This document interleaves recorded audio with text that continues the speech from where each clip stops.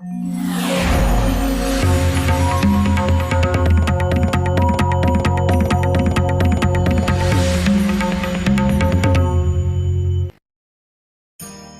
श्री कृष्णा दोस्तों आप सभी को विश्वकर्मा पूजा की हार्दिक शुभकामनाएं।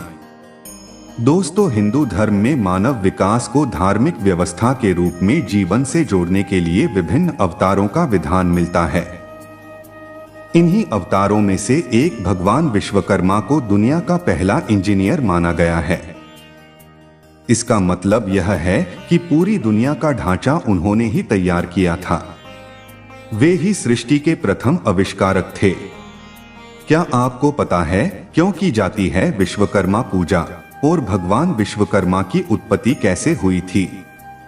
दोस्तों, चलिए जानते हैं भगवान विश्वकर्मा से जुड़ी सभी प्रश्नों को। अगर हमारी प्रस्तुति आपको अच्छी लगे तो हमारे चैनल को सब्सक्राइब जरूर कीजिएगा।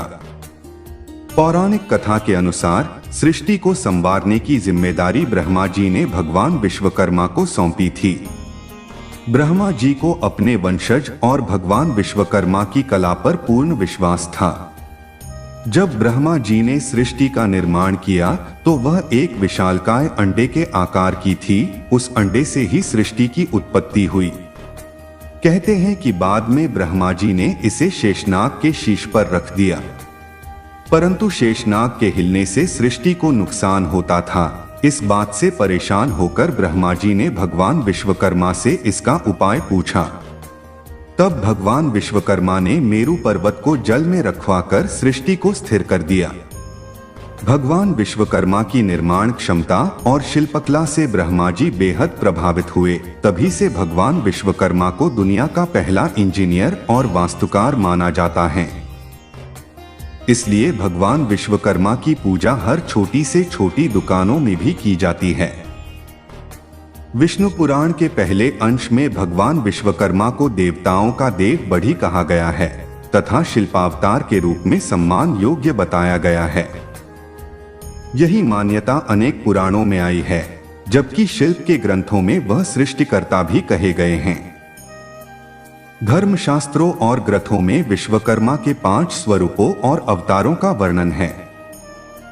विराट विश्वकर्मा, धर्मवंशी विश्वकर्मा, अंगिरावंशी विश्वकर्मा, सुधन्वा विश्वकर्म और भृंगुवंशी विश्वकर्मा। भगवान विश्वकर्मा के सबसे बड़े पुत्र मनु ऋषि थे। इनका विवाह अंगिरा ऋषि की कन्या कंचना के साथ हुआ था। एक कथा के अनुसार सृष्टि के प्रारंभ में सर्वप्रथम नारायण अर्थात साक्षात भगवान विष्णु सागर में शेषशय्या पर प्रकट हुए। उनके नाभि कमल से चतुर्मुख ब्रह्मा दृष्टिगोचर हो रहे थे। ब्रह्मा के पुत्र धर्म तथा धर्म के पुत्र वास्तुदेव हुए। कहा जाता है कि धर्म की वस्तु नामक स्त्री से उत्पन्न वास्तु 7वें पुत्र थे, जो शिल्पशास्त्र के आदि प्रवर्तक थे। उन्हीं वास्तुदेव की अंगिरसी नामक पत्नी से विश्वकर्मा उत्पन्न हुए।